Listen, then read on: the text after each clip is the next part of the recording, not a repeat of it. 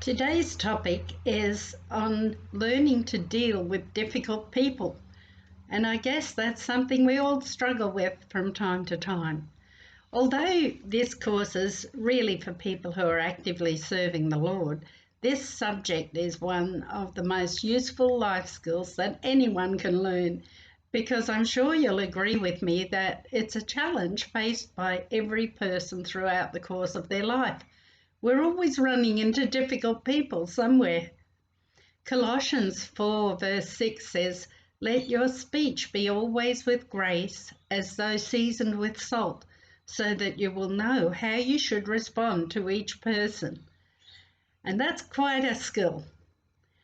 One of the skills that's most highly regarded by any employer is emotional intelligence, which is the ability to get along with other people by managing your speech and behaviour toward them and being able to help them to relate to you and respond to you in a positive way also. Christians certainly should excel in this area because we have the fruit of the Spirit growing in our lives, and we also have the example of the Lord in our lives.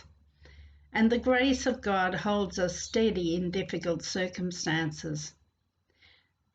In these difficult days in which we live, many people have become frustrated or angry because of their circumstances, and they often take out their frustrations on others.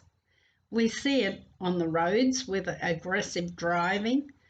We see customer service people who are having a bad day, and even sometimes in our own families.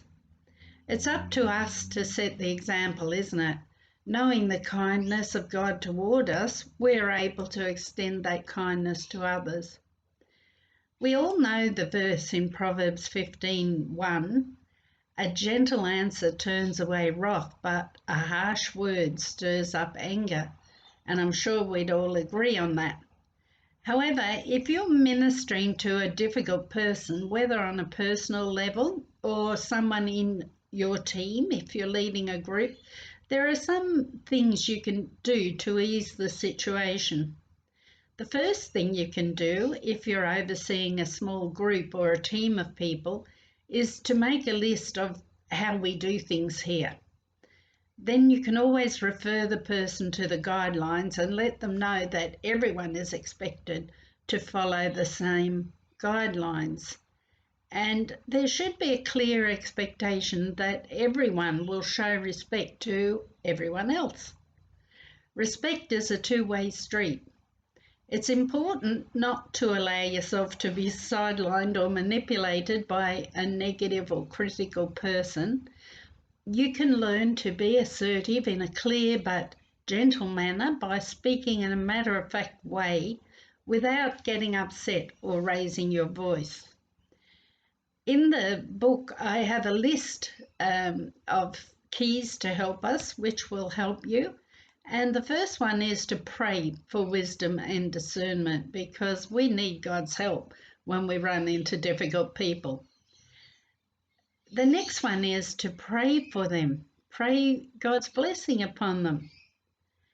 Go to considerable trouble to win them over, because you'll feel really good about it if you can win them over to your, not necessarily your point of view, but to be able to win them over to the point where you can get along with each other.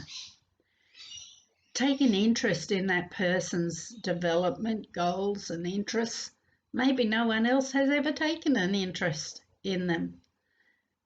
Recognise their good points and make room for them to function. Try and find a place where they do fit comfortably, or that they can put them with people who they can work with instead of putting them in an awkward situation.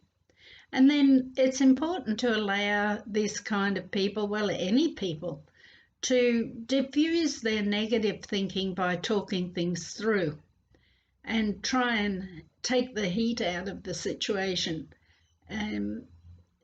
Talking things through, listening, being a good listener to them, and not just coming back all the time with all the good answers.